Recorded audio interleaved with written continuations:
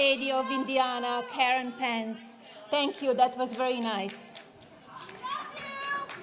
Thank you.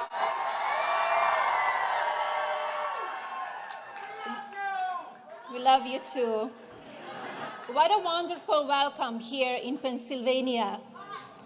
It has been more than 500 days since my husband, Donald Trump, announced he would run for President of the United States. I remember that day in June 2015 vividly. Surrounded by our family and speaking to an audience of millions, Donald promised to campaign on behalf of those who feel the system is broken and does not work for them, those who just want a fair shake, an opportunity for a better education, a better paying job, a better future. He pledged to restore integrity to Washington and respect for America abroad. This is not an ordinary campaign. It is a movement. A movement in which people feel included, inspired, and involved. I have seen it firsthand.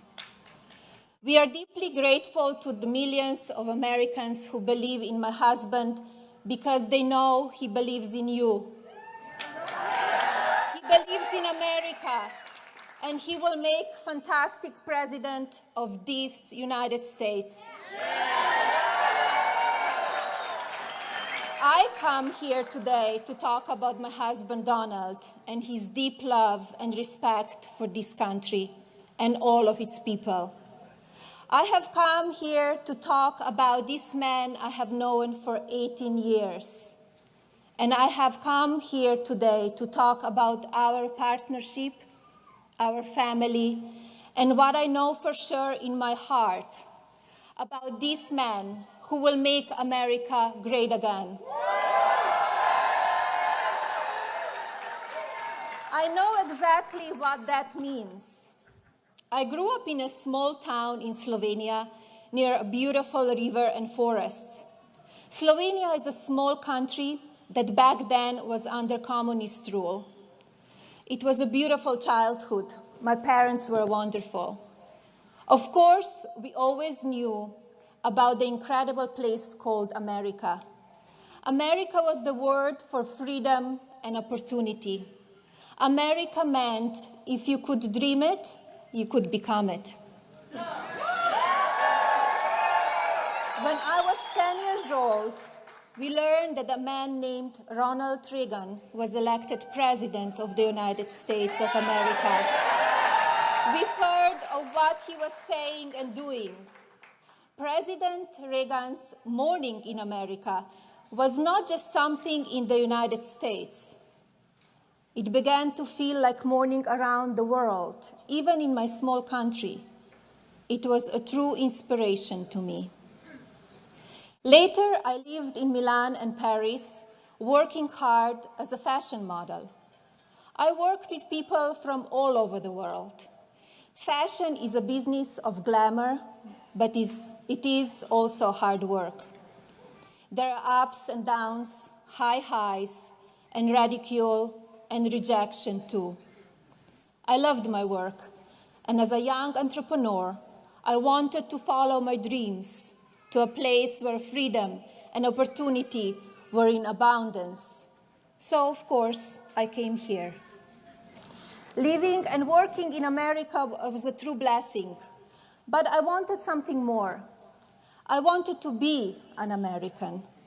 After a 10-year process, which included many visas and a green card, in 2006, I studied for the test and became a US citizen.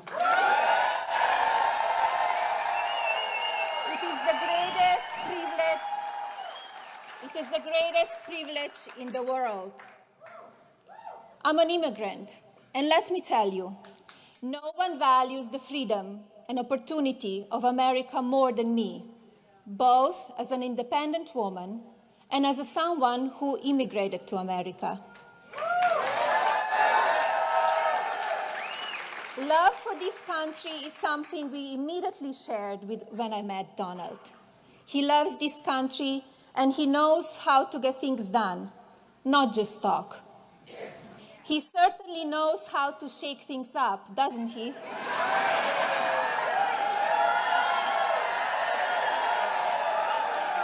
He knows how to make a real change.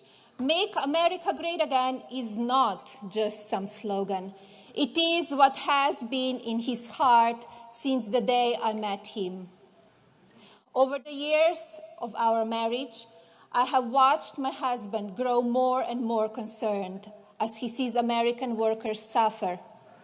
I have watched him get frustrated as he sees parents struggle to care for children while working outside the home. I have watched him as he sees over and over again policies that make our country less strong, less secure, and less safe. Every time my husband learned of a factory closing in Ohio or North Carolina or here in Pennsylvania, I saw him get very upset. He could see what was happening. He saw the problems. And he always talked about how he could fix them. My family is truly blessed. The most important thing we have in our family is health and love and loyalty. Donald has built a very successful company. The privilege to go to work each day to do a job that he loves, alongside of his adult children. This is a great blessing for any parent. He had a great and fulfilling life. But Donald knew he could not sit by anymore and watch what was happening in our country. And that is when this campaign, this movement, began.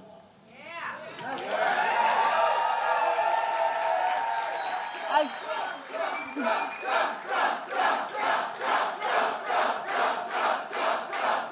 Donald travels the country, he has asked some simple but very important questions. What kind of country do we want? Do we want a country that is safe with secure borders? Yes. Do we want a country where every American gets a fair shot? Yes. Do we want a country that honors our Constitution? Yes. Do we want a country that honors life, liberty, and the pursuit of happiness? Yes. Do we want a country that respects women and provides them with equal opportunity? Yes. Do we want a country where every child has access to a good education? Yes. Do we want children to be safe and secure and dream big dreams? Yes. Do we want a president who is beholden to no one but you, the American people? Yes. Do we want a president who is a fighter for us and will never give up? Yes. Then we want Donald Trump to be our president.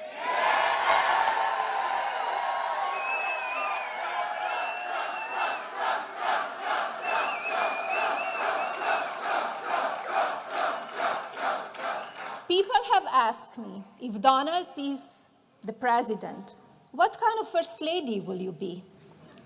It will be my honor and privilege to serve this country.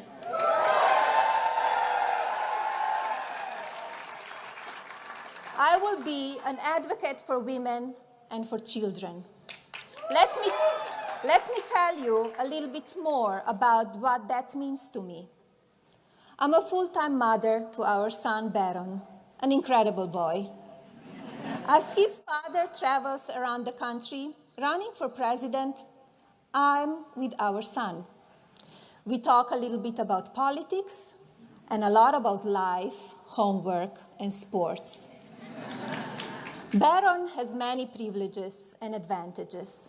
We know how fortunate we are. Still, I have the same conversations with my son that many of you have with your sons and daughters, and nieces and nephews, grandchildren and godchildren. I want my little boy to know that he is blessed to have been born in a country that values individual freedom and constitutional democracy. I want our children in this country and all around the world to live a beautiful life, to be safe and secure, to dream freely of love and a family of their own someday. We need to teach our youth American values: kindness, honesty, respect, compassion, charity, understanding, cooperation. I do worry about all of our children. As we know, now social media is a centerpiece of our lives. It can be a useful tool for connection and communication. It can ease the isolation that so many people feel in the modern world. Technology has changed our universe. But like anything that is powerful, it can have a bad side. We have seen this already. As adults, many of us are able to handle mean words, even lies. Children and teenagers can be fragile. They are hurt when they are made fun of or made to feel less in looks or intelligence. This makes their life hard and can force them to hide and retreat. Our culture has gotten too mean and too rough, especially to children and teenagers. It is never okay when a 12-year-old girl or boy is mocked, bullied, or attacked. It is terrible when that happens on the playground, and it is absolutely unacceptable when it's done by someone with no name hiding on the internet. We have to find a better way to talk to each other, to disagree with each other, to respect each other. We must find better ways to honor and support the basic goodness of our children, especially in social media. It will be one of the main focuses of my work if I'm privileged enough to become your First Lady.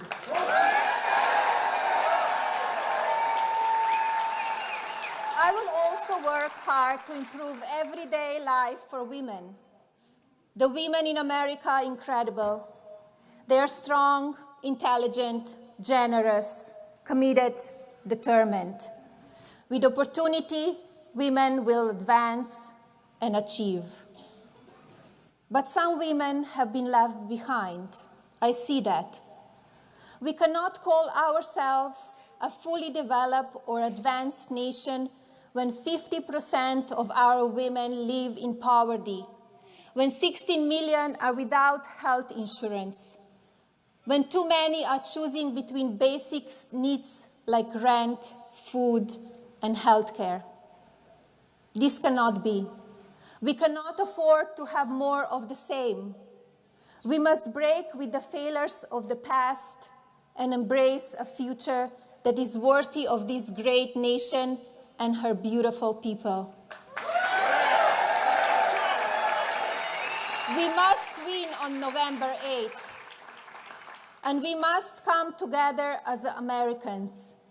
We must treat each other with respect and kindness, even when we disagree.